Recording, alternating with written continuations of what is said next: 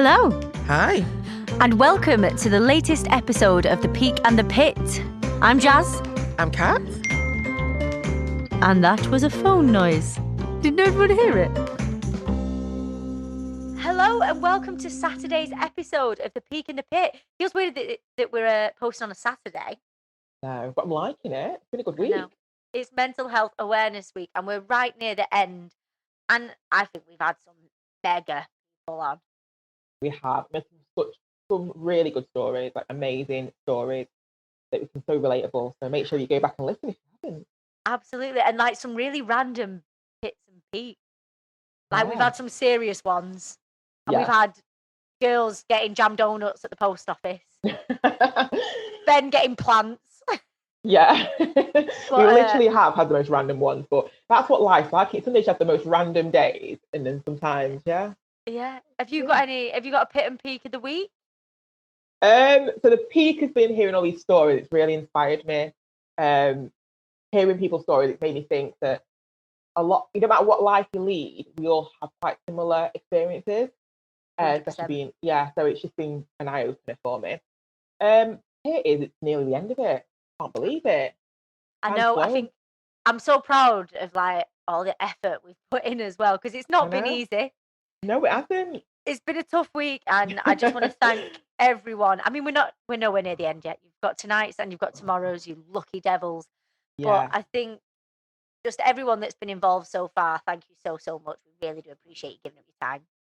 Yeah, thank you so much for listening. So we've got the wonderful Ross on this evening. Yes, I'm excited. So we've got the wonderful Ross Adams on this evening. We do. I'm so excited. I know he's such a chatterbox as well. So we had a right good conversation with him, didn't we? We did. I loved it. It's been good. So let's see what he's got to say. He's got such a sad peak in the pit. Hi, Ross. Hi, Yay. Jazz. How are You you? okay? I'm good, thank you. How are you? I'm all good. So nice to be talking to you guys. But what we normally do, Ross, is we ask all of our participants what is their peak and pit of the week. So what is your peak and pit of the week? Right. So my peak and pit of the week kind of related, and it's to do with my dog. Because Oscar is our dog, and he's a beagle, and he's 11. He'll be 12 next month. And I feel like I should just start this story by giving you the full background. Okay. So when me and my husband met probably 7 years ago, something like 8 years ago. And when we met, Phil had the dog. Oscar was Phil's dog. Now, up until that point, when I was a kid, I never had the dog. I had pets, but we had a cat. So for me, I always felt like when we got together, I was like, oh, dog, smelly dog, like smelling my house. Oh, and I really wasn't a big fan of the dog. Cut to years later, and we've been together all this time, and we're married. And Oscar now is like my baby, and I'm obsessed with him. And he is old for a dog, but he's not he's not like, you know how you see some old dogs and they look old and grey and like you can tell they've got arthritis and all that. Oscar's not like that at all. He's like still dead active and stuff. Anyway, so last week, Oscar became poorly, and like really poorly as well. It was like dead sudden, dead quick, and he just went downhill really, really fast. And we were started where he didn't have his breakfast, and then we were a bit like, that's odd because he loves food. I was going to say he's such an eater. Absolutely loves food, any food. And so we were just a bit like, what's going on with us? Anyway, it got worse, and then it got to a point where he was kind of lying on the floor shivering, like really shivering. And I said to Phil, we need to get a vet. We need to just go to a vet. So we managed to get this FaceTime appointment with a vet. And the vet took one look at him and basically said, I'm really concerned, and this is an emergency. You need to take him into an animal hospital. And we were like, oh, okay.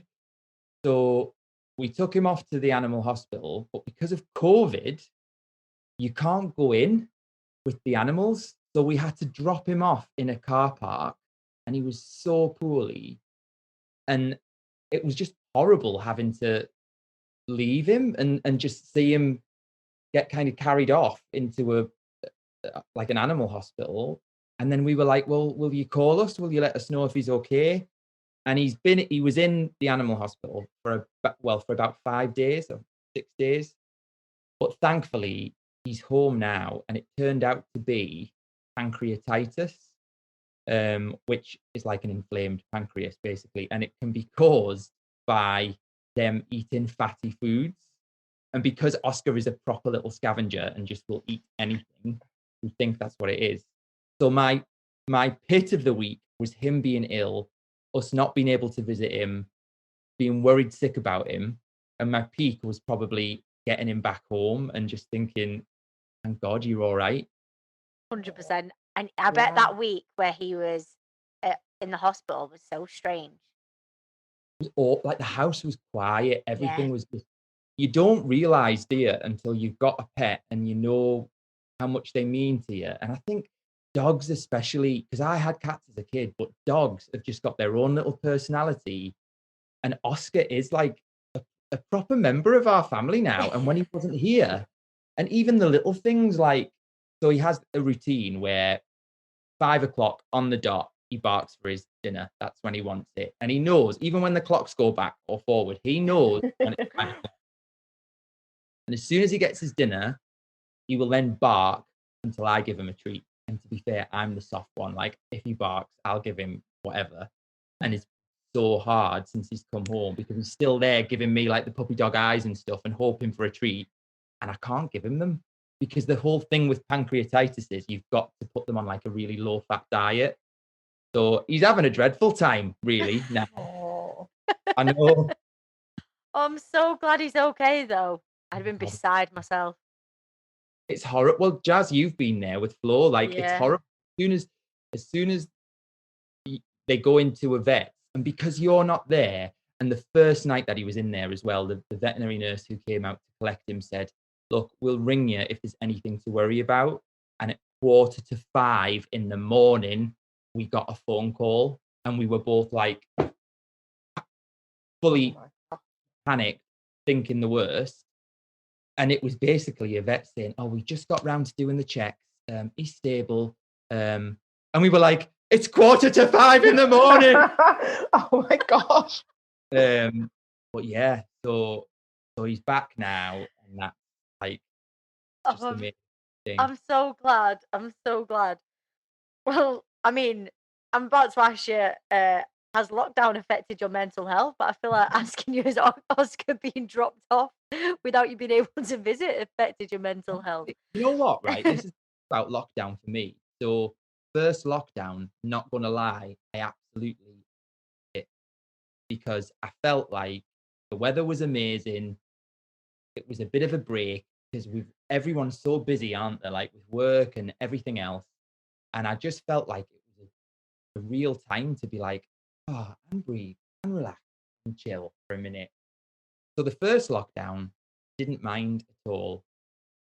Second lockdown, a little bit annoying, but still got through it. This latest one has been horrendous, horrendous.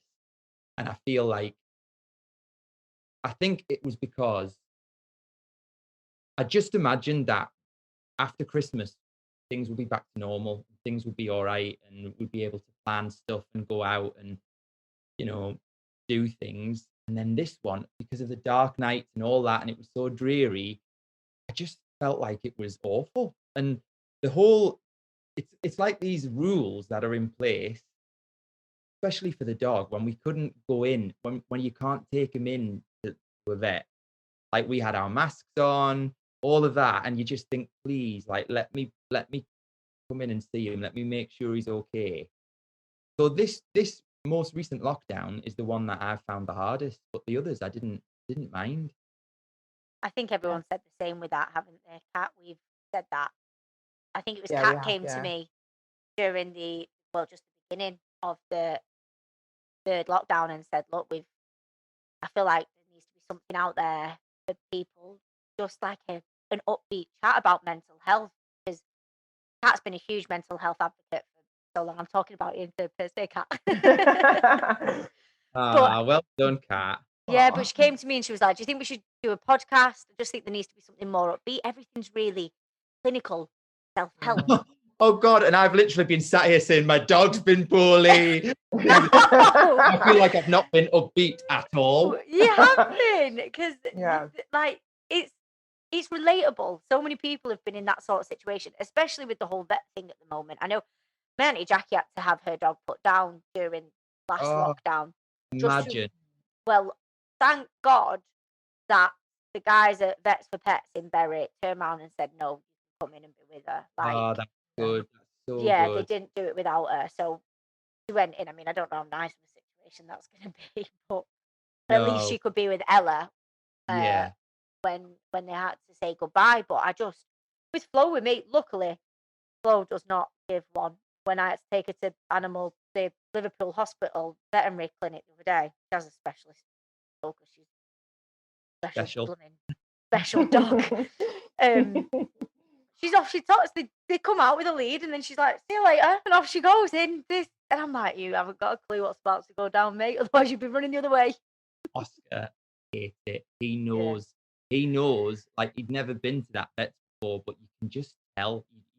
He just knows, and you like his little tail was down, and it's normally like pointed up, and he just looked so miserable. And then we couldn't be there to like pet him or tell him it was going to be all right. It was rubbish. yeah. So our next question for you is, knowing that you're an actor and you're in the public eye, do you think that being in the public eye has affected your mental health, or how can it affect your mental health? 1,000,000% yes. Yeah, I do. I think I've been thinking about this question, and so I feel like I used to be so confident. Feel like I used to have so much self-belief, confidence in me, and now feel like I've lost that. I feel like I don't have a lot of that anymore, or I can maybe fake that I have, but I think I haven't at all. And I think I was trying to say to ask myself what has changed then? Like why would I what can change from being younger and having this confidence, being so fearless, and then now not feeling like that? And I think really it's just you and also what I need to make clear is I always feel really lucky to have my job. And it's there are people out there who are saving lives, you know, or working down mines and stuff. Like and my job isn't like that at all. But I think the difference with our job is you're forced to like confront yourself and all of your flaws 5 nights a week. And so small things that you might not realize because you don't look at yourself in HD and like, you don't see what you look like as you're walking around and stuff like that. Whereas when you're at home and you're watching and you think, oh, awful there, or so I think it's really easy to start to pick yourself apart when you're an actor. And I think actors generally are quite kind of self-conscious anyway. I think a lot of actors worry about how they look. And even little things like when you're on set and you know that there's a gallery of people in the gallery watching your face. And if there's a hair that goes out of place, or if you've got a spot, they'll come in and cover it up. So suddenly you're thinking, oh, have I got a really big spot? Or you know what I mean? It's kind of like, it's unlike any other situation where your flaws and things, you wouldn't necessarily think about them as much as you do. But I think when you're an actor, you're forced to think about them because you, you see it and you live in it. My thing when I used to watch myself back on screen was I used to think I looked right. I used to, so then it'd get in my head that I didn't want to wear big baggy clothes on screen. But my character obviously was going through this bullying storyline when Esther was at like a height during Hollyoaks. and they wanted her to dress quite like she wanted to cover up and didn't. But I knew what I looked like on screen, and it triggered so much for me because I'm playing a role, I'm playing a character, so the big jumpers were what Esther would wear because Yeah. she wants to just blend in. She doesn't want to stand out. But I used to watch those episodes and be like, what on earth is going on? And I was so glad when obviously she came out the other end from all that and she started wearing a nice bright colours and a little skirts and a t-shirt. I was like, oh. And everyone used Yeah. to go, like, "Haven't you lost weight?" And I'm like, "No, I actually haven't. I still eat like a pig. It's just the fact that I was in jumpers the size of tents, Yeah. like Yeah. trying because that's what the character would wear at the time. But you can't help it, and you know it's for character choices, and it makes sense. But I used to, especially the size of the TV screens people have now. I've just looked up at my TV and just think I can't even imagine what my head would have looked like on that. Yeah. I know. And even things like being in HD makes such a difference, doesn't it? Because you literally see every flaw, you see everything. Whereas before, like in the days pre-HD, when it was all a bit softer focus, you could get away with loads. You know, you didn't see every wrinkle and every like every tiny little blemish. But now you do. And that sometimes you sat there thinking, oh, but it's bad because I kind of feel like we should all just embrace who we are and just like, yeah. But on the flip side, it is hard. Like, and you know what, Jazz, that's really interesting about you saying how you always felt bigger than what you were and stuff. But I actually think that that's the thing for like men and for lads in the show as well, because the show is so well known to have like body beautiful people with six packs and rippling muscles and all of that. I'm not that. Like, will never ever be that. How have you how have you managed to keep your mind healthy through all this? What I is don't your know like whether I have. release? I really don't know whether I have. I mean, I feel like one thing that I did do in the first lockdown was I ordered a body pump kit from the gym, and in the lockdowns, I've been doing body pump in my front room, and I honestly feel like I feel better. So, like, when people say about how much they love the gym and stuff, I used to think, "That's rubbish, that. This. Like, how can you feel better when you put yourself through hell lifting weights or running on a treadmill?" I don't buy it. I don't believe it. But actually, if I get up on a morning and I don't have to go to work or whatever, I could quite easily spend the day watching This Morning, bit of Loose Women, you know, chilling out on the couch, eating a bag of crisps. And I find that I'm doing more with my day. So I'll do that in the morning and then I'll walk the dog and then I'll go somewhere. Whereas sometimes if I get up on a morning and I don't do it, that sets me off for a bad day then. I'm Yeah. with you. It's the whole point of the podcast. It's to show the link between fitness and mental health. And that I just think just getting up and moving your body, even if it's just 15, 20, 30 Yeah. minutes in the morning, is going to change your day entirely. Does. I got up, so I've stupidly signed up for the Manchester Marathon. Uh, I was very drunk. I was more bothered that it cost me £74. But anyway, 74 quid to run a marathon. yeah. So I think I've spoke about that in the podcast the other day as well. So this is how annoyed I am about it. We signed up to do the Manchester 10K, didn't do any training whatsoever, none. Day of the Manchester 10K came, and I thought, right, I've got to do the Manchester 10K now. What to wear? And I had no, honestly. So at the time, my style was quite preppy. I used to wear a lot of like brogues, and all I had no trainers. All I had was a pair of leather brogues, right? I thought, oh, I can't really can't do a 10K in leather brogue. So I turned up in town where all the races were like at the start line doing their warm up and stuff. And I nipped into a shoe shop and basically bought a pair of trainers. So I'm going to have to do this now. Bought a pair of trainers that I'd never tried, like I didn't try them on, anything, just put them on off I went on this 10K run, and it was horrendous. I did it in an hour. Like, I think it took me an hour and 10 minutes or something to do a 10K. That's not bad, though. It's shocking, Jazz. I mean, it is. No, It it's is not. shocking. Like, your average, like, 5K is about half an hour. So Oh, really? that's not bad. Yeah.